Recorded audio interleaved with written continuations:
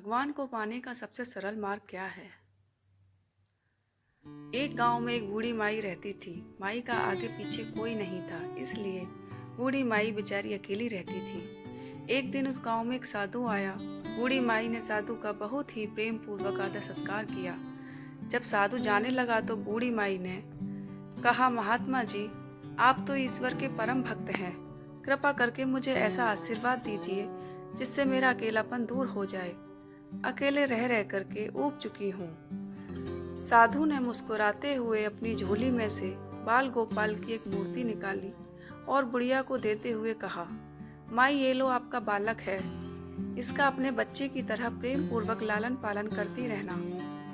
बुढ़िया माई बड़े लाड़ प्यार से ठाकुर जी का लालन पालन करने लगी। एक दिन गांव के कुछ शरारती बच्चों ने देखा कि माई मूर्ति को अपने बच्चे की तरह लाड़ कर रही है। नटखट बच्चों को माई से हंसी मजाक करने की सूझी। उन्होंने माई से कहा, अरे मैया सुन, आज गांव में जंगल से एक भेड़िया घुस आया है जो छोटे बच्चों को उठाकर ले जाता है और मारकर खा जाता है। तू अपने लाल का ख्याल रखना, कहीं भेड़िया इसे उठाकर ना ले जाए।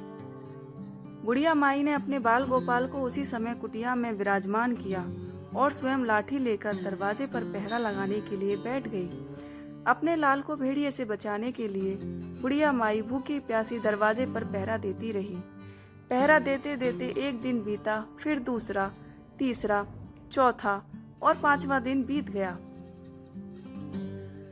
बुढ़िया माई 5 दिन और 5 रात लगातार बगैर पलके झपकाए भेड़िया से अपने बाल गोपाल की रक्षा के लिए पहरा देती रही। उस भोली भाली मैया का यह भाव देखकर ठाकुर जी का हृदय प्रेम से भर गया। अब ठाकुर जी को मैया के प्रेम का प्रत्यक्ष रूप से आस्वादन करने की इच्छा हुई। भगवान बहुत ही सुंदर रूप धारण कर वस्त्राभूषणों से सुसज्जित होकर माई के पास आए। ठाकुर जी के पांव की आहट पाकर माई डर गई कि कहीं दुष्ट भेड़िया तो नहीं आ गया मेरे लाल को उठाने। माई ने लाठी उठाई और भेड़िया को भगाने के लिए उठ खड़ी हुई।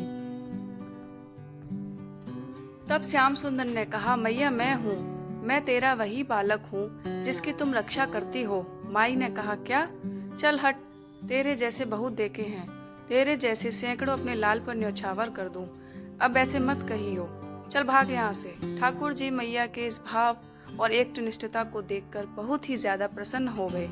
ठाकुर जी मैया से बोले, अरे मेरी भोली मैया, मैं त्रिलोकीनाथी भगवान हूँ, मुझसे जो चाहे वर मांग ले, मैं तेरी भक्ति से प्रसन्न हूँ।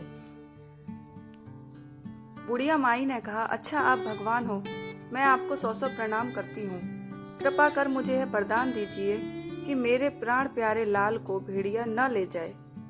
अब ठाकुर जी और ज्यादा प्रसन्न होते हुए बोले, तो चल मैया, मैं तेरे लाल को और तुझे अपने निज धाम लिए चलता हूँ, वहाँ भेड़िए का कोई भय नहीं है। इस तरह प्रभु बुढ़िया माई को अपने निज धाम ले गए। सीख, इस कहानी से शिक्षा मिलती है कि हमें अपने अंदर बैठे ईश्वरीय अंश की काम, क्रोध, लोभ, मोह और अहंकार रूपी भेड़ियों से रक्षा करनी चाहिए। जब हम पूरी तरह से तन्मय होकर अपनी पवित्रता और शांति की रक्षा करते हैं तो एक ना एक दिन ईश्वर हमें दर्शन जरूर देते हैं। भगवान को पाने का सबसे सरल मार्ग है भगवान को प्रेम करो, निष्काम प्रेम, जैसे बुढ़िया माई ने किया।